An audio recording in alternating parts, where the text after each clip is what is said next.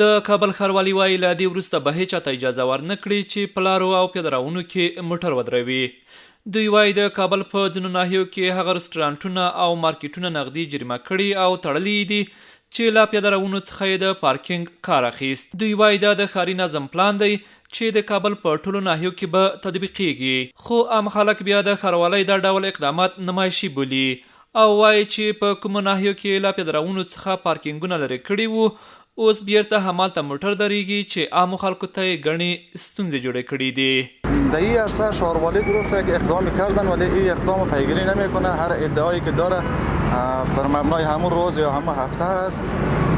اگر ښاروالي کامل نظارت کنه پیگیری کنه خود دیگه قطعا مردم هم به سرک‌ها موتر خود استاد نمیکنه یا پیش دکان خود اجناس خود نمیمانه. فعلا مسئله پیاده‌روها یا سرک‌ها در کل شهری نیست، یعنی به سیستم شهری ساخته نشده و قسمت‌هایی هم که ساخته شده در اون قسمت‌ها کنترل جدی دولت نداره. خلک له ښاروالۍ غواړي چې د ښاري نظم د پلانونو په تطبیق کې دې جدي واوسي او د پلانونو تر پلي کولو وروسته دې پر هغو پوره څار ولري څو هلته خلک بیا په بې نظمۍ لاس پورې نه کړي.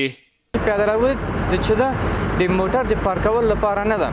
پیاده روی دې له خاطره ده چې خلک ترې استفاده وکړي یا سرسبزي پکې جوړ کړي یا د خلکو د تګ راتګ لپاره سهولت پکې جوړ شي. نو هیله همدا ده چې څومره زر کېږي ښاروالۍ د ځایونه پاکي پیاده روونه چې خلک ترې ګټه واخلي. د کابل ښاروالي وايي په خپلو اقداماتو کې جدي دي.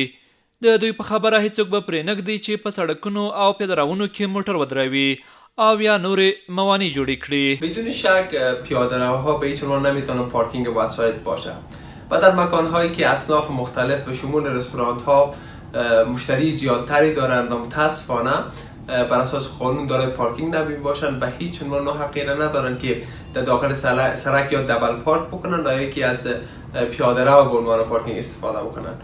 به این لحاظ ښاروالي کابل به شکل شبانه روزی که از ماهای خودش را داره و با تمام او اصنافی که متخلف باشند به گونه جدی و قانونی برخورد خواهد کرد. د کابل ښار په پیاده روانو کې یوازې موټر نه دریږي. ځینې چارواکي او زورواکي هټیوال او دستفروشان هغه څوک دي چې په پیاده روانو کې موانع جوړې کړي دي او ګڼ خلک یې له ستونزو سره مخ کړي دي.